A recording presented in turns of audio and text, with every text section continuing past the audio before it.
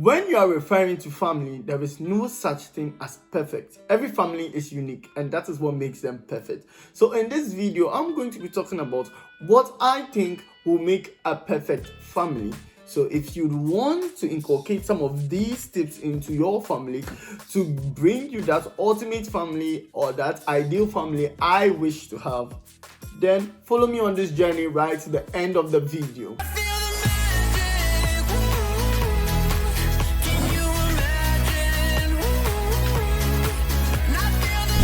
Hello there, my name is Gabriel Oppong-Mensah. I'm a family relation activist, and on this channel we speak about parenting and how to uplift family values. If today is the first time you're seeing any video like this, kindly subscribe, like and share. Let's move straight into the video.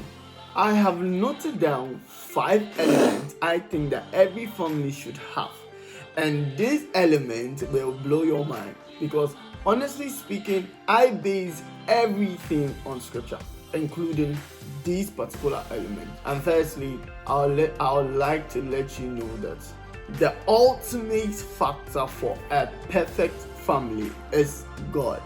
I believe that every family, once you're godly, would automatically have this element I am talking about today, and your family will be the perfect family and the ideal family I have always tried to talk about on this channel. So let's go to the first element. Element number 1, fear. Fear can be positive and negative. This element is very powerful, and when used right, will produce wisdom. The Bible, the most special book to me, states that the fear of the Lord is the beginning of wisdom. Now, once you provide fear in your family, that is the fear of the Lord, most of your children will actually be wise, because wisdom is the principal thing. Therefore, all the strategies I have given earlier, without this particular factor, is going to be nothing. Trust me. How would you inculcate the fear of the Lord into the family? There's a very beautiful way you can actually use fear in the family. Now, one of the things that I always think about is the fear of separation from my sibling and my parents. So what does that do? The fear of separation actually makes me wise to spend the time I have with them very, very, very, very much, because I know that as we are growing up, each and everybody will start his own family, and this small get together we are having almost all the time, we will never have it. That is what you can use fear for. To teach your family members that one day we'll eventually not have the time that we have today. So let's stop fighting and let's start getting together. 2, honesty. I read a quote by Thomas Jefferson that states that honesty is the first chapter in the book of wisdom. Very, very profound. I was very, very impressed, because honestly speaking, one of the core values of every family should be honesty. That is creating an atmosphere for truth and truth alone. In my house, once you tell a lie, we do not believe any other statement. You are going to take all the punishment and fully. And my father always had a way of getting us to say the truth. He will just tell you, if you say the truth, instead of 6 strokes, I'm going to give you 2. Guess what? You still receive the punishment, but you do not lie. Because obviously you must be corrected for what you have done wrong, but then 2 wrong can make a right. So always remember, speak the truth, and the truth will set you free. Now, how would you inculcate honesty, or how would you introduce honesty into your family? 1, there should be heavy punishment for those who lie. Once you identify a lie from any of your children, there should be heavy punishment. And any child that lies must actually receive punishment. 2, create an atmosphere where people who tell the truth are praised and rewarded. Beautifully, once somebody tells the truth and says he did it and she did it, that person should be rewarded right there in the midst of the liars, so that they see that lie is the wrong thing. Then lastly, discourage secrecy and privacy that inculcates bad deeds. It is okay to give your children some space, that is privacy, but they shouldn't have privacy enough to cause them to start to misbehave. I began to misbehave when I was having too much privacy, because anybody who was coming to my room had to knock. Anybody who was coming to see me had to knock, and I could lock my door at any time. I could do what I wanted to do. I had my own phone. Yeah, this type of privacy actually inculcates bad behaviors. Element number 3, love. Love will always and have always been the bedrock of building any kind of relationship, whether it be friendship, marriage, family, church, any relationship you can think about. Love will sort you out. Honestly, for me, any relationship that is developed on love will actually be a strong relationship. Take it from me for free. How do you apply love in your family? 1, open communication. When there's something wrong, it should be spoken out loud and clear so that it can be solved and that there is no bad blood among siblings or parents and child relationship. 2, admiration. Learn to admire your siblings and your parents. It's such a beautiful thing. How do I do this?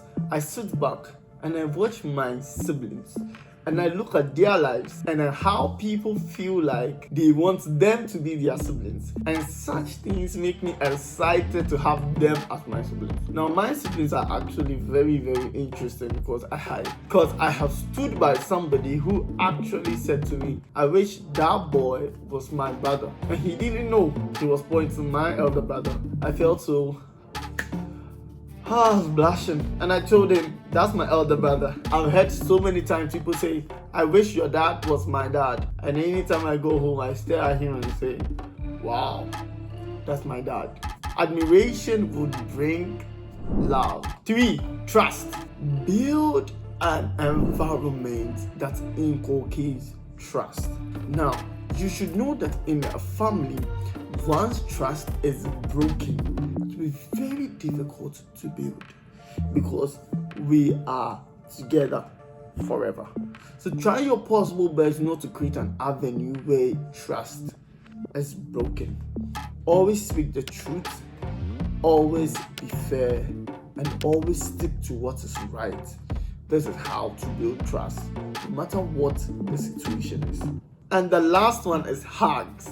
I know mostly people don't do this, but I believe that if you keep hugging each other when you meet each other, you bring love. No matter the weight the person brings from outside, once he gets into the house and receives a big warm hug for any sibling or any brother, I'm sure it will put a smile on the person's face. You can try hugging your father when he comes back from work, and I bet you that particular day there will be no fights. Wives should also try to hug your husbands. Did I just say that? No, I didn't. The last element, that is the power element I wanted everybody to hear, is self-control. Now, bear in mind, I said self-control and not spirit control. Now, you can't pray for self-control. Self-control, you must learn to control yourself. It is self-control and not spirit control, meaning that no matter how hard you pray for self-control, you would have to do it yourself. That is why it's called self-control. How do you inculcate self-control into your family? Let's do this. 1, if you're an elder sibling, lead by example. If you're a daddy, if you're a mommy, just lead by example. Most of the time, what we learn to do are things we saw that you didn't know that we saw, or things we heard you didn't know that we heard, and they have had influence on our life. So if you want an environment where everybody does whatever they are supposed to do, just lead by example. Don't be too angry, and you will see that we'll all not be too angry. 2, encourage self-reflection. Now, one of the best things you can do is that whenever somebody is beginning to misbehave, just try to sit the person down and start to speak about the progress that the person has made in his or her life, to the point at which the person wants to even trash everything away. Most of the time, I hear very young people say that they hate their parents. That's a very weird thing to say. So what do? I sit them down and start to tell them all the good things that their parents had done for them, which normally nobody will do for them. This causes them to self-reflect and learn to control themselves, and then go back to apologize. Lastly, parents should teach problem-solving skills. Help your children to be able to identify problems and solve it by themselves, so that whenever we have an issue with each other as siblings, we don't run straightly to report, but then we can sit down, even as little children, and resolve the conflict ourselves. If you want a particular video where I speak about how to overcome siblings offenses, kindly comment in the comment section siblings offenses, and then I'll make a special video for you on how to overcome the offenses that grow in your heart because of the things your siblings have done. My name continues to be Gabriel Oppong-Mensah. Thank you for watching this particular episode, and on that note, bye for now.